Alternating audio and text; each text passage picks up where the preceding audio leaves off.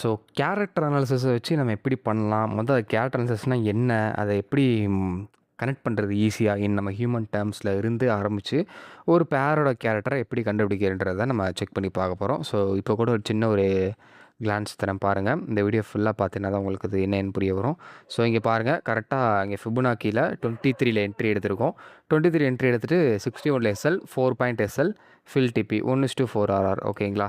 So இப்போ அதே மாதிரி இங்கேயும் பாருங்கள். இங்கே வந்து ஆக்சுவலாக பிரேக் ஈவன் இல்லை சின்ன ப்ராஃபிட் அடிச்சிருக்கோம். அதே தான் 23 என்ட்ரி எடுத்து 61 எஸ்எல், 4 பாயிண்ட் எஸ்எல் ஒரு சின்ன ப்ராஃபிட்டோட முடிஞ்சிருக்கும். ஆனால் ஃபில் டிபி அடிச்சிச்சு அப்படின்னா உங்களுக்கு 1:4 ஆர்ஆர் கிடச்சிருக்கும். ஸோ இப்போ வாங்க நம்ம டீட்டெயிலாக செக் பண்ணி பார்க்கலாம் என்னன்னு.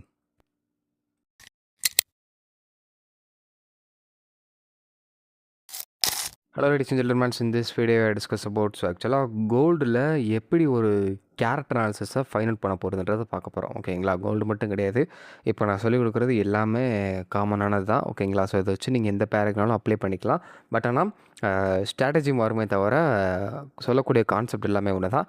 ஸோ அது டெமோ வீடியோ மாதிரி தான். ஓகேங்களா? ஸோ இது வந்து கோல்டில் ஒரு கேரக்டர் வந்து நம்ம எப்படி ஃபைண்ட் அவுட் பண்ணுறத ஒரு டெமோ வீடியோ மாதிரி தான். So first of all character அனாலிசிஸ்னால் என்னன்றதை புரிஞ்சுக்கணும். ஸோ கேரக்டர் அனாலிசிஸ் என்ன அப்புடின்னா, இப்போது நார்மல் தான். அதை நம்ம ஹியூமன் டேர்ம்ஸை யோசிச்சு பாருங்களேன். இப்போது இவனோட கேரக்டர் வந்து சரியில்லை அப்போ நம்ம சொல்லுவோம், ஏன்னா அவன் கோவப்படுவான். ஸோ நிறைய விஷயங்கள் இருக்கும். ஓகேங்களா? ஸோ அதே மாதிரி தான் இங்கேயும் பேர்லேயும் ஒவ்வொரு டைம் இப்போ இந்த லோலேருந்து, அதனால தான் நிறைய எக்ஸாம்பிள் எடுத்து வச்சுருக்கேன். இப்போ இந்த லோலேருந்து எதனால் நாங்கள் என்ட்ரி எடுத்திருக்கேன் அப்படின்னா, இதில் ஒரு கேரக்டர் இருக்குது. அதே மாதிரி இங்கே ஏன் செல் என்ட்ரி, இங்கே ஏன் பை என்ட்ரி எடுத்திருக்கோம் அப்படின்னா, அங்கேயுமே ஒரு சில கேரக்டர்ஸ் இருக்குது. ஓகேங்களா? ஸோ இப்போ ஃபார் எக்ஸாம்பிள் உங்கள் ஃப்ரெண்டோட கேரக்டர் வந்து நல்ல கேரக்டர் தெரிஞ்சு இது மாதிரி சொன்னோம் அப்படின்னா, அவன் நம்ம கூட வெளிலையோ எங்கேயோ வருவான் அப்படின்னா நம்மளுக்கு தெரியும். அதே மாதிரி தான் இந்த ரேஞ்சில் அவன் ஓரளவு பொறுமையாக இருந்திருப்பான். அவன் கொஞ்சம் ஹாப்பியாக இருந்திருக்கும் போது தான் நம்மளுக்கு தெரியும், ஓகே இங்கே வந்து ஹாப்பியாக இருக்கான். ஸோ அதனால் நம்ம அவன்கிட்ட எது பேசுகிறாலும் கரெக்டாக மூவ் பண்ணி மேலே போயிடலாம். வெளியே ட்ராவல் பண்ணுறக்கோ எதுக்கோ பிளானோ கரெக்டாக போட்டோம் அப்படின்னா கரெக்டாக எக்ஸிக்யூஷன் ஆயிரும்னு சொல்லி நம்ம மூவ் பண்ணுவோம். ஸோ அதே மாதிரி எக்ஸிக்யூஷன் ஆகி ஃபில் டிபி அடிக்கும். ஒரு சில என்ன அப்போனா மூடு ஸ்விங் ஆகும். உங்களுக்கு தெரிஞ்சுதான், ஒரே நல்லா இருக்கிற மாதிரி இருக்கும். கொஞ்சம் நல்லா இருக்குப்பா, ஒரு 5 நிமிஷம் நம்ம சொல்கிறதெல்லாம் ஊழுன்னு மண்டையாட்டுவாங்க. அதுக்கப்புறம் என்ன அப்படின்னா அப்படியே மேலே போயிடும். அதுதான் இந்த பிரேக் ஈவன் ட்ரேடு. ஒரு சில என்ன அப்படின்னா பேசிகிட்டு இருக்கும்போது சரி சரி சொல்லுவோம், திடீர்னு எனக்கு வேணாம் அப்படின்னு சொல்லி சிரிச்சின்னு பேசுவான். அப்போ என்ன ஆகும் அப்படின்னா எஸ்எல் அடிக்கும். அதே மாதிரி தான் இங்கேயும். அது அப்படியே நம்ம நார்மல் டேர்ம்ஸ் ஆஃப் வியூவை, அந்த டேர்ம்ஸை அப்படியே நம்ம இங்கே கொண்டு வரணும். ஓகேங்களா? நம்மளோட சார்ட்டுக்கு கொண்டு வந்தோம் அப்படின்னா அதான் ரீசன். ஸோ இப்போ ஒரு சின்ன சின்ன ஒரு எக்ஸாம்பிள்ஸ் நான் காட்டுறேன். ஓகேங்களா? ஸோ அதை வச்சு இது எப்படி மூவ் பண்ணலான்றது எது சீரீஸ் மாதிரி கண்டினியூஷன் ஆகும். இது வந்து இப்படி தான் சொல்லி ஒரு வீடியோவில் ஒரு 10 நிமிஷமோ 20 நிமிஷம் வீடியோவில் சொல்லிட முடியாது. இதுக்கு வந்து லாங் ப்ராசஸ் இருக்குது. ஓகேங்களா? ஸோ வேணும் அப்புடின்னா இந்த வீடியோ பார்த்துட்டு இந்த வீடியோ உங்களுக்கு ஓகே அப்படின்ற மாதிரி இருந்துச்சு அப்படின்னா நீங்கள் கமெண்டில் சீரீஸ்ன்னு சொல்லி டைப் பண்ணுங்கள். ஒரு மினிமம் ஒரு 50 கமெண்ட் வந்த உடனே நான் டெஃபினெட்லி நெக்ஸ்ட் வீக்கும் இதே மாதிரி ஒரு சீரீஸை நான் கண்டினியூ பண்ணி போடுறேன். அதே மாதிரி எல்லாருமே மதியானம் 4 மணி இல்லைனா நைட் 8 மணி தான் வீடியோ போட சொல்லியிருந்தீங்க. ஸோ அதனால் இன்றைக்கி ஒரு நாள் மட்டும் நைட் 8 மணிக்கு போட்டுப்போம். ஸோ அடுத்த வாட்டி எப்படி போகலான்றதை நான் காலையில் சாட்டர்டேவே நான் கேட்குறேன். நம்மளோட டெலகிராமில் லிங்க் டிஸ்கிரிப்ஷனில் இருக்கும். அதே மாதிரி நான் எடுக்கக்கூடிய என்ட்ரிஸோட எக்ஸிக்யூஷன்ஸ்லாம் நீங்கள் பார்க்கணும் அப்படின்னா இன்ஸ்டாகிராம் போய் பாருங்கள். உங்கள் ஸ்டோரிஸ் அப்லோட் பண்ணுவோம். ஓகேங்களா? ஸோ டிஸ்கிரிப்ஷனில் லிங்க் இருக்குது, செக் பண்ணி பாருங்கள். ஸோ நிறைய இடம் நான் எடுத்து வச்சுருக்கேன். அந்த இடத்துல நான் ஏன் எடுத்து வச்சுருக்கேன், எதனால் எடுத்து வச்சுருக்கேன்னு சொல்லி எந்த டைம் ஃப்ரேமில் மார்க் பண்ணி வச்சுருந்துருப்பேன். இப்போ நிறைய இடத்த ட்ராப் பண்ணி வச்சுருக்கேன். பார்த்தீங்களா? கீழே ஒரு டிமாண்ட் ஜோன் போட்டு வச்சுருக்கேன். ஸோ அந்த இடம் எல்லாமே எந்த டைம் ஃப்ரேமில் மார்க் பண்ணுது, எப்படி மார்க் பண்ணுது, ஏன் மார்க் பண்ணுதுன்றது வீடியோ வேணும்னாலும் நீங்கள் கமெண்டில் சீரியஸ்ன்னு டைப் பண்ணிங்கனாலே நான் போட ஆரம்பிச்சிருவேன். ஓகேங்களா? ஸோ காமனாக பார்த்தோம் அப்படின்னா நான் மார்க் பண்ணியிருக்க ஜோன் வந்து எல்லாமே டிமாண்ட் ஜோன் தான். ஸோ அந்த டிமாண்ட் ஜோன்லேருந்து ப்ரைஸ் எப்படி மூவ் ஆகுதுன்றதை தான் பார்க்க போகிறோம். ஓகேங்களா? ஸோ சொல்லப்போகிற நல்லா கவனமாக நோட் பண்ணிக்கோங்க. இன்னும் ஒரு 2 மினிட்ஸ் மட்டும் ஃபோக்கஸ்டாக இந்த வீடியோ பாருங்கள். ஓகேங்களா? ஸோ 2 மினிட்ஸ் கரெக்டாக பார்த்தீங்கன்னா மட்டுமே போதுமான அளவு தான். இந்த வீடியோவிலேருந்து இந்த ஸ்ட்ராட்டஜி உங்களுக்கு ஈஸியாக கொஞ்சம் புரியும். பட் 100% புரியாது. அது போக போக தான் புரியும் உங்களுக்கு. இங்கே என்ன இருக்குது அப்படின்னா, டிமாண்ட் ஜோன் டேப் ஆன உடனே ஒரு ஸ்ட்ராங்கான ஒரு பாடி க்ளோஸ் போயிட்டு திரும்ப ஒரு ஹையரில் வந்திருக்கு. இங்கேயே ஃபிபொனாக்கி அப்ளை பண்ணணும்.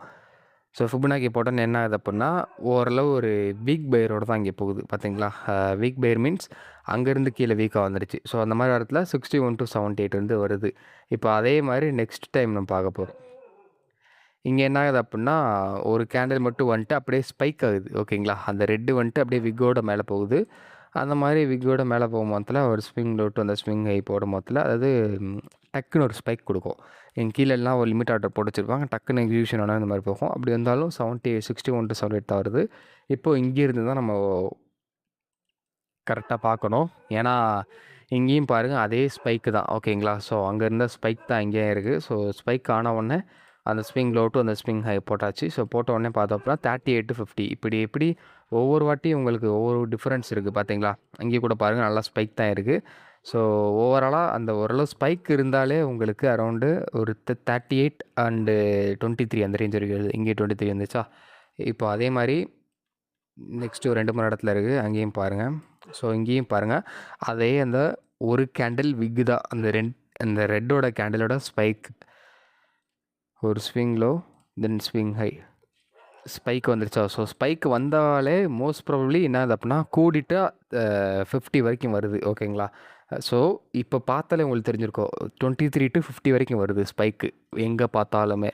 இப்போது இந்த சைடு ஏதாச்சும் ஒரு ஸ்பைக் இருக்கான்னு பார்க்கலாம். இதாக இருக்குது, ஒரு ஸ்பைக் இருக்குது, ரெட் கேண்டில் ஸ்பைக்கு.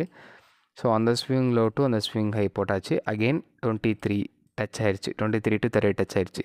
ஸோ வேறு ஏதாச்சும் பார்த்தோம் அப்படின்னா வேறு எங்கேயுமே அந்தளவு ஒரு ஸ்பைக் இல்லை, ஓகேங்களா, இந்த ரேஞ்சில். ஸோ எங்கேயுமே ஸ்பைக் இல்லை. ஸோ இவ்வளோ தான், ஒரு பெரிய பெரிய கேண்டில் ஸ்பைக் இருக்க போதில் இப்போ வந்து நம்ம ஒரு கேரக்டரை பார்த்துப்போம். ஒன் ஆஃப் த கேரக்டர் என்னன்னா கோல்டு. நான் ஒரு லெவல் ஆஃப் டைம் ஃப்ரேம், ஓகேங்களா. ஸோ டைம் ஃப்ரேம் வந்து இந்த ரேஞ்சில் உங்களுக்கு மாற்றிருக்கு.